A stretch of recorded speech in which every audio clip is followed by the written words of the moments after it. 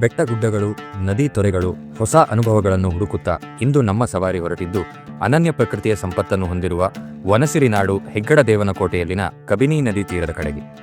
ತೀರದಲ್ಲಿ ಬಂದು ನಿಂತು ನೋಡಿದಾಗ ನಮಗೆ ಆಶ್ಚರ್ಯವೊಂದು ಕಾದಿತು. ನಾವು ನಿಂತ ಭೂಮಿ ಕರ್ನಾಟಕವಾಗಿದ್ದರೆ ನದಿಯಾಚೆಗಿನ ಇನ್ನೊಂದು ದಡ ದೇವಭೂಮಿ ಕೇರಳವಾಗಿತ್ತು.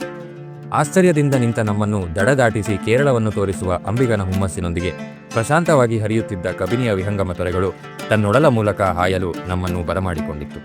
ನಮ್ಮಂತಹ ನೂರಾರು ಜನರನ್ನು ಈ ದಡದಿಂದ ಆ ದಡಕ್ಕೆ ಪ್ರತಿದಿನವೂ ಸಾಗಿಸುವ ಅಂಬಿಗನ ಜೀವನ, ಜೊತೆಗೆ ಅವನ ಜೀವನದ ಆಧಾರವಾಗಿ ಹರಿಯುತ್ತಿರುವ ಸಾವಿರಾರು ಎಕರೆಗೆ ನೀರು ಉಣಿಸುವ ಕಬಿನಿಯ ಕಡಿಲಲ್ಲಿ ಒಂದಿಷ್ಟು ಹೊತ್ತು ಗೊತ್ತಿಲ್ಲದೆ ಮನಸ್ಸು ಮೈಮರೆತಿತ್ತು. ಅಂಬಿಗನ ಜೊತೆ ನಾವು ಕೂಡ ಹುಟ್ಟುಹಾಕುತ್ತಾ ಸುರಕ್ಷಿತವಾಗಿ ಕೇರಳದ ದಡದಲ್ಲಿ ಇಳಿದು ಒಂದಷ್ಟು ಹೊತ್ತು ಅಲ್ಲಿ ನಿಂತು ಅವರ ಸಂಸ್ಕೃತಿ, ಪದ್ಧತಿ ಮತ್ತು ಜೀವನ ಶೈಲಿಯನ್ನು ಗಮನಿಸಲು ಅವರದ್ದೇ ವಿಶೇಷವಾದ ಕಟನ್ ಚಾಯ್ ಸಾಥ್ ಕೊಟ್ಟಿತ್ತು.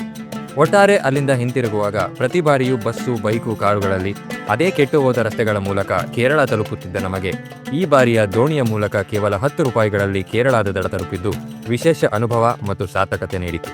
ಸಾವಿರಾರು ಮೈಲಿಗಳ ಇಂತಹ ವಿಶೇಷ ಅನುಭವಗಳ ಸವಾರಿಯಲ್ಲಿ ಜೊತೆಯಾಗಲು ನಮ್ಮ ಪೇಜ್ ಫಾಲೋ ಮಾಡ್ಕೊಳ್ಳಿ ಅಂತ ಹೇಳುತ್ತಾ ಮುಂದಿನ ಸವಾರಿಯೆಡೆಗೆ ನಮ್ಮ ಪ್ರಯಾಣ ಅದಾಗಲೇ ಶುರುವಾಗಿತ್ತು.